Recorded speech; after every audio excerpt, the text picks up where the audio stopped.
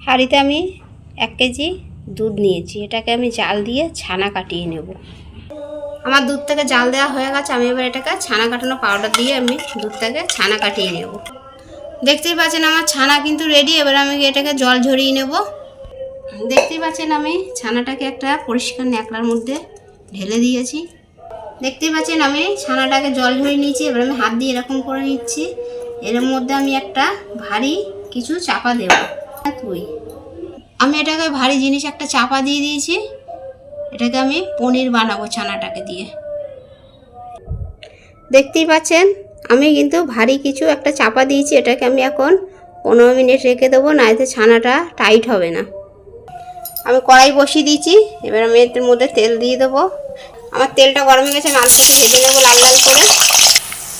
হালকা করে আমি হলুদ দিয়ে দিচ্ছি, নুন দিয়ে দিচ্ছি। আলুটাকে আমি এবার তুলে নেব। ভাজা হয়ে গেছে আমার, দেখতেই পাচ্ছেন আমার কিন্তু পনিরটা রেডি। আমি এবার এটাকে কেটে নেব। আমি এবার পিস পিস করে এটাকে কেটে নেব। দেখতেই পাচ্ছেন একদম পুরো দোকানের মতন কিন্তু হয়েছে, খেতেও খুব টেস্ট হবে। দেখতেই পাচ্ছেন আমার পনির কাটা কিন্তু রেডি। এবার আমি এটাকে ভেজে নেব। আমার তেল হয়ে গেছে, আমি এটাকে হালকা হালকা করে ভেজে নেব। আমার এটা ভাজা হয়ে গেছে, আমি এবার এটাকে তুলে নেব।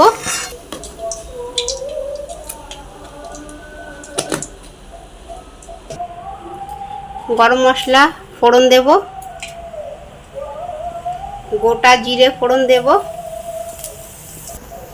আদা বাটা 1 চামচ, 4টে কাঁচা লঙ্কা বাটা দিয়েছি,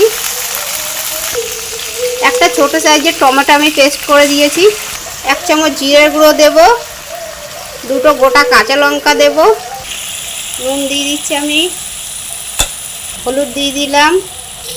এটাকে আমি এবার কষিয়ে নিচ্ছি ভালো করে। কাশ্মীরি লাল লঙ্কার গুঁড়ো দিচ্ছি 1/2 চামচ। ভেজে রাখা আলুগুলো এর মধ্যে আমি দিয়ে দেব। আমি ভেজে রাখা পনিরগুলো এর মধ্যে দিয়ে দিচ্ছি। আমি পনির কিন্তু ছানা কাটানো পাউডার দিয়েই কাটিয়েছি। আপনারা চাইলে লেবু দিয়েও কাটাতে পারেন, ভিনিগার দিয়েও কাটাতে পারেন।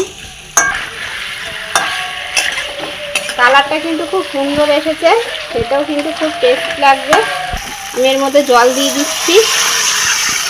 আমার তরকারিটা হয়ে গেছে, আমি এখন এটাকে নামিয়ে নেব। কালারটা কিন্তু খুব সুন্দর এসেছে, দেখতেই পাচ্ছেন।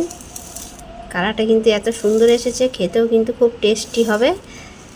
আর আপনারা এইভাবে বানিয়ে বাড়িতে এইভাবে বানিয়ে খেয়ে দেখবেন, খেতে কিন্তু হেভি টেস্ট হয়।